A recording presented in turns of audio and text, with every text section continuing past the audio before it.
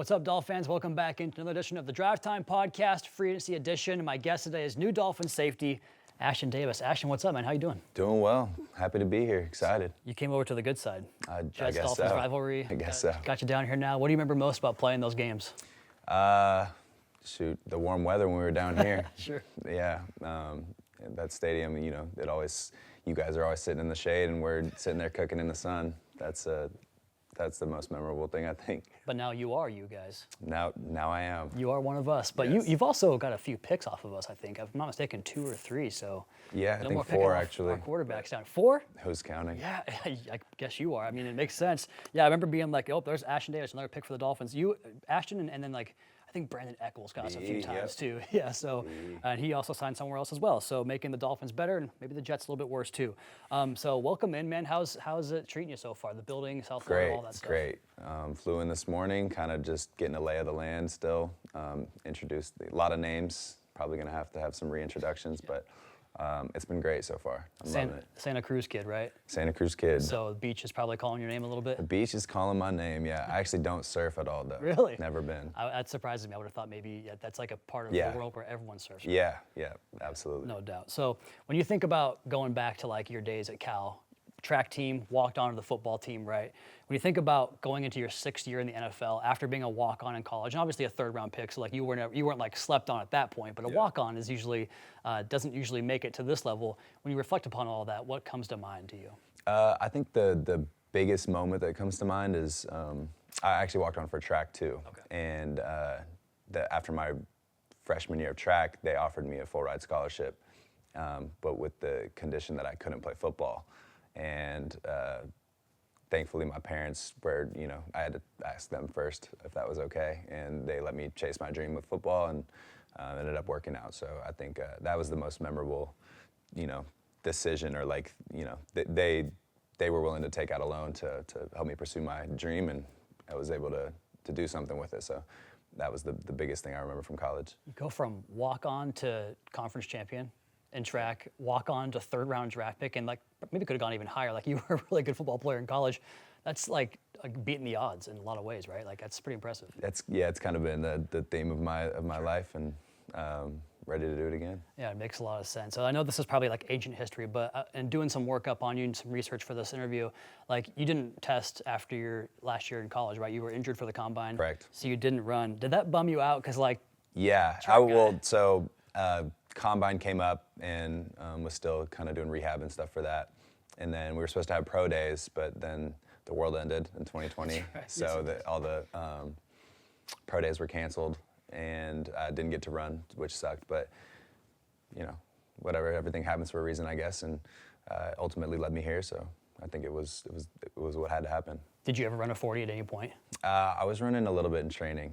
What did you clock on that? Before I was done with my rehab, I was running high 4.3s. Okay, that's about what I thought you'd be, below the 4.4s, because like I said, 110 meter, like. I think there was some more meat on the bone, though. I was still, 8 weeks out of rehab or something, so, but yeah, I think I would have ran well. You can kind of use that when you're playing 20 yards off the ball, playing that deep umbrella coverage, right? It's all over your tape. Yeah, absolutely. Yeah, do you kind of like look forward to the chances to actually get a run long distance? Yeah, meet somebody in the alley, Yeah, absolutely. Absolutely. So in this defense, you'll have all kinds of opportunities to play all over the field. You've obviously played in the slot a little bit, all the safety positions, some quasi-linebacker roles.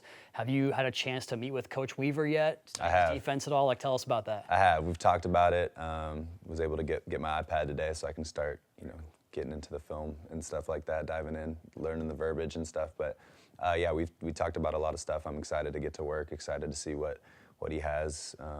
We both seem to think it's going to be a good fit, so I'm looking forward to it. It's a pretty in vogue defense across the NFL, right? There's a bunch of coaches off that Ravens tree, we've been one of them that has called this defense. Do you kind of have a chance to have seen this defense really permeate throughout the league to know it very well? Yeah, absolutely. I mean, you see it on tape from other teams all the time.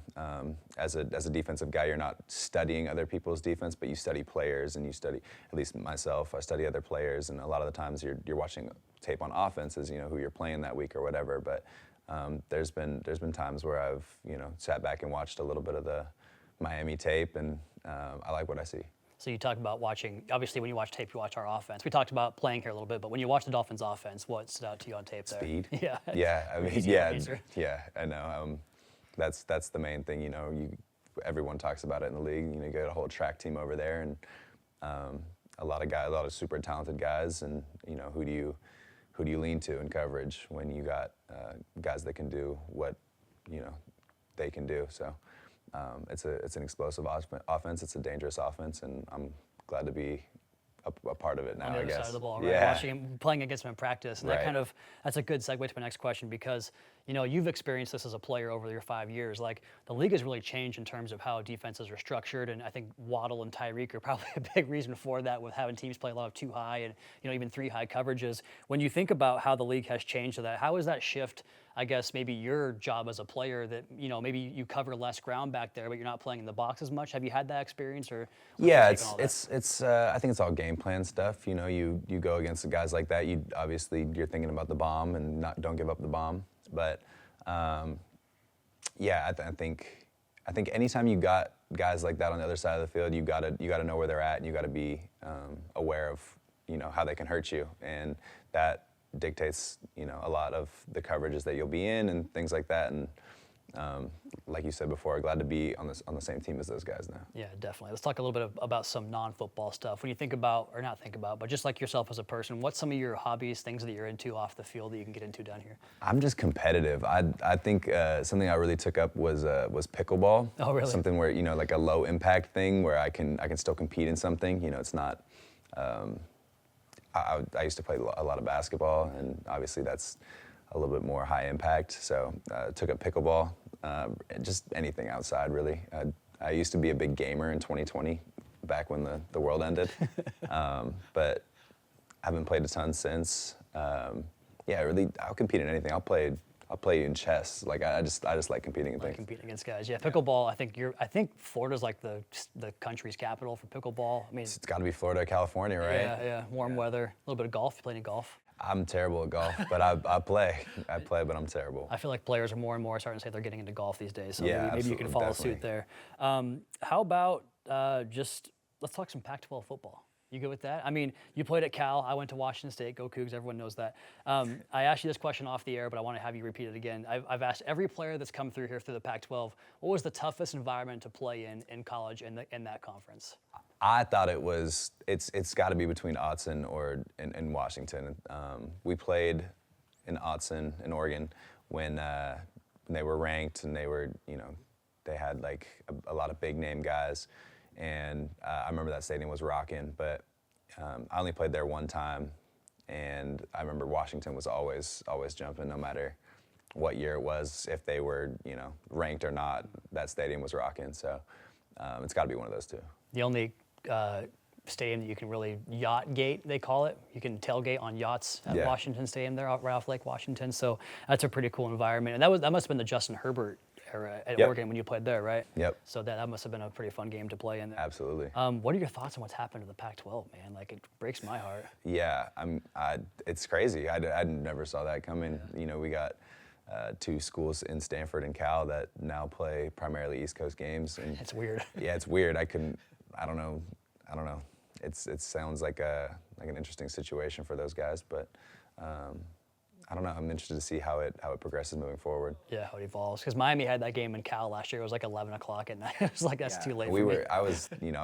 I planned on watching it, but we played last year. We played in London during that, so it started at 4 a.m. I think. chance, Yeah, yeah. no You got chance. more important fish to fry at that point. Yeah. We'll close with this, Ashton. If you can tell the Dolphins fans, what are they going to get in you as a player on the field? Like, what are they getting in Ashton Davis? A competitor.